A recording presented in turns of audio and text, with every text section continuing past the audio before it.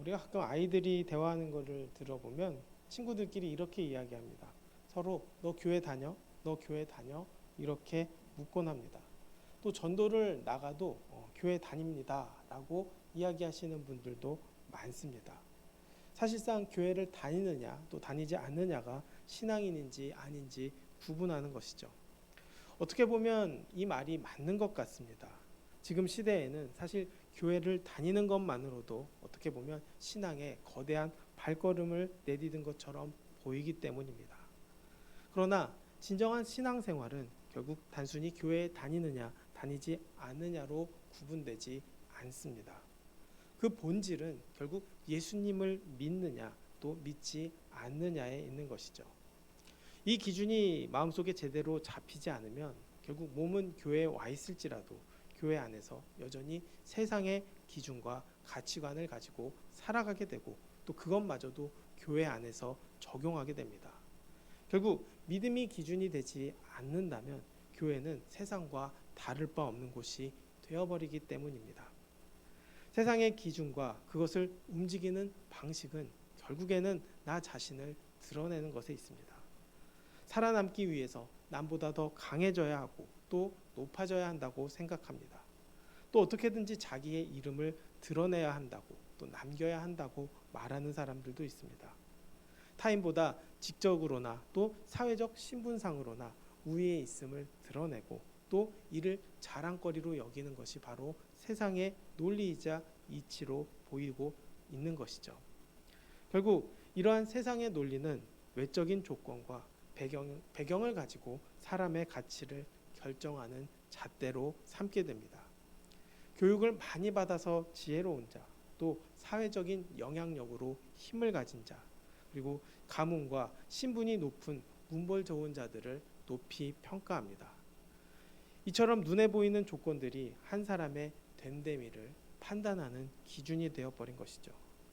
나아가서 이 지적인 우월성을 증명하는 것을 세상은 더 중요하게 여깁니다. 헬라인으로 대표되는 이 세상의 방식은 논리적이거나 수사적인 변증을 통해서 그 지혜를 추구하며 끊임없이 지적 논쟁을 즐기고 또 자신이 타인보다도 지적인 우위에 있다는 것을 입증하려고 하는 마음이 강하다는 것이죠. 이는 단순한 지식을 추구하는 것이 아니라 오히려 자신의 탁월함을 타인에게 확인받으려는 욕구라는 것을 보게 됩니다. 결국 세상은 이 눈에 보이는 가시적인 표적과 힘을 구하죠. 유대인을 대표하는 이 부류는 결국 기적적인 표적을 통해서 진리를 확인하려고 합니다. 그러나 이 진리를 가지고 드러내는 것은 결국 나를 드러내고 나의 힘을 드러내고 나의 능력을 드러내는 수단일 뿐이라는 것이죠. 결국 세상이 추구하는 모든 것은 결국 자기 과시와 또 자랑에 있다는 것을 보게 됩니다. 이것이 외적인 조건이든 또 지적인 능력이든 또 가시적인 능력이든 그 모든 추구의 종착점은 자신을 드러내고 타인보다 나를 더 우월하게 여기는 거, 또 그 우월함을 확인하며 스스로 높이는 데 있다는 것입니다. 결국 이 세상의 모든 가치는 나에게 향하고 있고 나를 드러내는 데 향하고 있고 나를 높이는 데 향하고 있습니다. 이러한 세상의 기준으로 볼 때 가장 대표적인 인물이 바로 일론 머스크가 아닐까 생각합니다. 그는 거대한 몽상을 현실로 만드는 탁월한 능력을 가진 사람입니다. 그가 이런 이야기를 한 적이 있습니다. 10대 때 심각한 인생의 실존적 위기를 겪었다고 합니다. 삶의 의미를 찾기 위해서 다양한 종교서적과 또 철학책을 읽었지만 읽으면 읽을수록 더욱더 우울감과 또 절망감만 커졌다고 합니다. 그를 이러한 위기에서 건져낸 책이 바로 더글러스 애덤스의 소설 은하수를 여행하는 히치하이커를 위한 안내서였다라고 합니다. 이 책을 통해서 그가 내린 답은 결국 그 인생의 모든 답이 우주에 있다라고 생각합니다. 그래서 진짜 문제는 우리가 올바른 질문을 던지지 못하고 있다고 생각함으로써 결국 우주의 본질을 이해하기 위해서는 그 답을 구하는 데 그치지 않고 올바른 질문을 던질 수 있도록 의식의 지평을 넓혀야 한다고 믿게 된 것이죠. 결국 이러한 철학이 그의 행보를 움직이는 거대한 원동력이 됩니다. 그는 1210조라는 막대한 부를 거머쥐었음에도 불구하고 안주하지 않고 지금 이 순간에도 쉬지 않고 달려갑니다. 그리고 그 단순한 부의 축적을 넘어서 인류의 의식을 확장하고 또 지구를 넘어선 다행성 종족으로 인류를 도약시키겠다는 목표를 가지고 있습니다. 사실상 표면적으로 볼 때는 인류를 향한 원대한 계획처럼 보입니다. 그러나 본질은 여전히 나를 높이고 또 높은 곳까지 올라가겠다라는 인간적인 끊임없는 야망일 뿐입니다. 하나님 없이 완벽하게 살아갈 수 있는 방법을 스스로 구축하겠다고 이야기한 것뿐이죠. 이것은 과거 니무롯과 바벨 사람들이 하나님께 대적하기 위해서 바벨탑을 쌓아 올렸던 사건의 그저 업그레이드 버전에 불과합니다. 우주로 나아가면 인류의 궁극적인 해답이 있을 것이라고 믿고 또 지구가 멸망해도 인간의 힘으로 살아남을 대안이 있다고 생각하고 확신하지만 결국 그 모든 시도는 창조주 하나님을 완강히 부인하고 인간 스스로가 구원자가 되려는 세상의 허망한 시도일 뿐이라는 것입니다. 이는 인류의 위대한 진보처럼 보일지라도 결국 하나님 없는 성을 쌓기 위해 인간이 필사적으로 발버둥치는 지극히 세상적인 방법이자 또 애처로운 영적인 몸부림일 뿐이라는 것이죠. 오늘 말씀에서도 결국 사도 바울은 이 세상이 추구하는 방식과 또 이 하나님께서 인간에게 구원이라는 답을 주시는 방식이 완전히 다르다고 이야기합니다. 결국 구원의 답, 인생의 답은 오직 십자가의 도 그리고 그 십자가의 길에 있다는 것이죠. 이는 단순히 방법의 차이가 아니라 결국 가치관과 그 기준과 진리가 달라진 그것을 받아들이기 어려운 또 그것이 너무나 커다란 괴리가 느껴지는 것처럼 인식 체계 자체가 근본적으로 다르다는 것을 보여줍니다. 사실 세상의 시선으로 보았을 때 십자가의 도는 미련하고 어리석은 것에 불과합니다. 세상은 인간의 논리나 지혜나 눈에 보이는 기적적인 표적을 통해서 그 진리를 증명하려고 하지만 인간의 지혜로는 결코 하나님을 발견할 수 없습니다. 그러나 구원을 얻은 성도들에게는 이 십자가의 메시지는 삶을 움직이는 하나님의 강력한 능력입니다. 하나님이 주신 그 지혜는 인간의 생각이나 그 길과는 완전히 다르기 때문입니다. 차원 자체가 다르다고 이야기합니다. 하나님의 어리석음이 사람보다 지혜롭고 또 하나님의 약하심이 인간보다 강하기 때문에 그렇습니다. 인간은 세상의 지식과 논리를 아무리 높이 쌓아 올린다고 해도 결국 하나님의 지혜에 이를 수 없는 것이죠.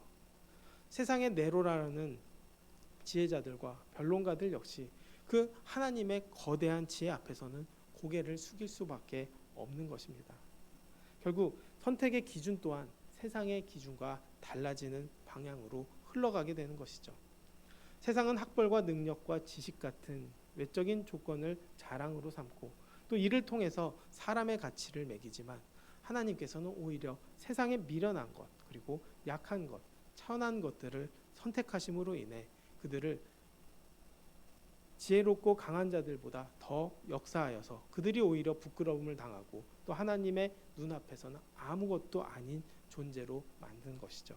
결국 약함과 미련한 것과 천한 것을 가지고 하나님을 의지하게 하였을 때 결국 세상을 이기는 방식을 하나님께서는 그들을 통해 사용하고 계시다는 것이죠. 결국 십자가 앞에선 하나님의 지혜는 인간의 지혜의 한계를 가차없이 폭로하는 것을 보게 됩니다. 인간이 제 아무리 뛰어난 지성을 가졌다 할지라도 자신의 힘으로서는 하나님을 결코 알 수 없습니다.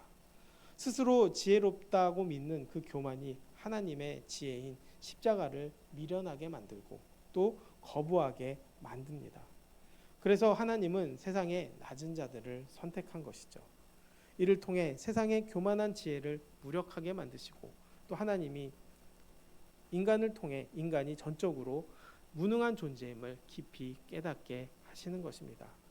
결국 인간의 조건을 철저하게 배제한 그 자리에 하나님의 은혜만이 선명하게 드러날 때 결국 우리는 그리스도 안에 거하게 되며 또 구원의 은혜를 누리게 됩니다. 우리의 공로나 자격 때문이 아니라 결국 100% 하나님의 능력과 사랑으로 시작된 일임을 알게 되는 것이죠. 그래서 하나님께서는 낮고 천한 자들을 통해서 예수 그리스도만이 우리 삶의 유일한 지혜이자 의로움이고 또 거룩함과 구원함 그 자체이심을 증명하게 보이게 됩니다. 결국 이러한 은혜의 끝에서 우리의 자랑은 완전히 바뀌게 됩니다. 세상이 내세우던 그 하찮은 자랑거리들이 모두 쓸모없어졌음을 깨닫게 되는 것이죠. 그래서 세상의 것들을 더 이상 자랑하지 않고 또 내 자신을 드러내려고 하지도 않습니다. 대신 자랑하는 자는 주 안에서 자랑하라는 말씀을 온몸으로 고백하며 내 삶을 구원하신 오직 주님 한 분만 찬양하고 높이는 삶을 살아가게 되는 것이죠. 이러한 정점에는 결국 예수 그리스도라는 실체가 존재하게 됩니다.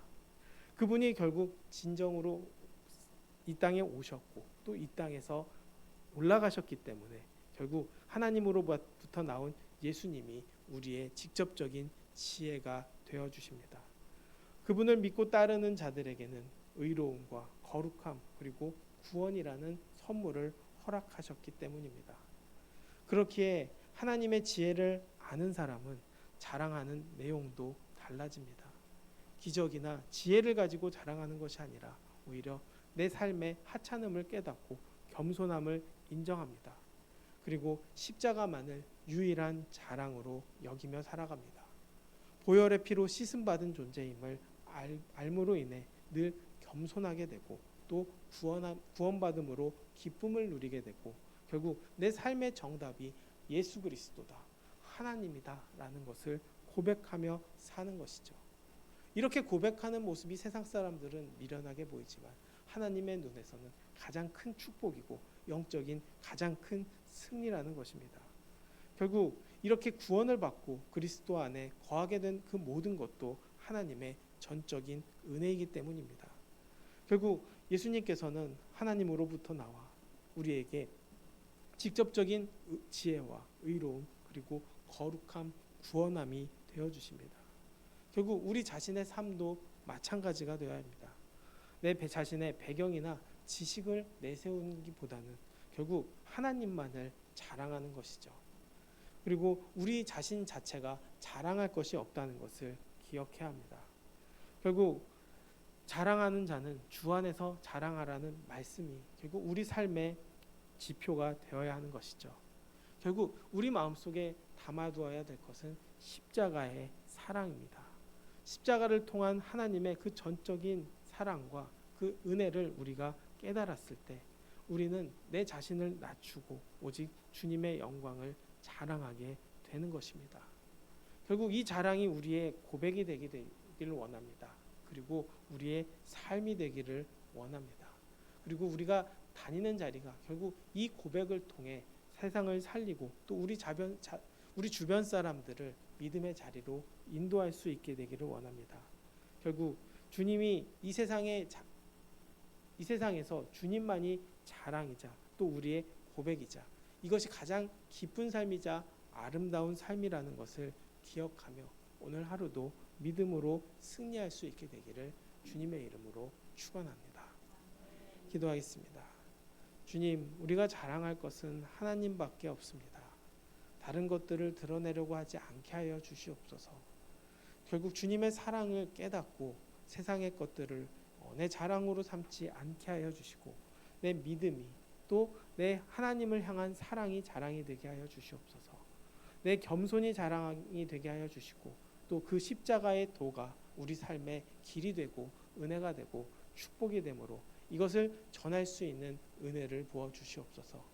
이것이 세상을 이기는 길이고 또 하나님께서 기뻐하시는 삶이자 결국 가장 놀라운 인생의 답임을 기억하게 하여 주셔서 오늘 하루도 이 믿음의 길 걸어갈 수 있도록 이끌어 주시고 인도하여 주시옵소서.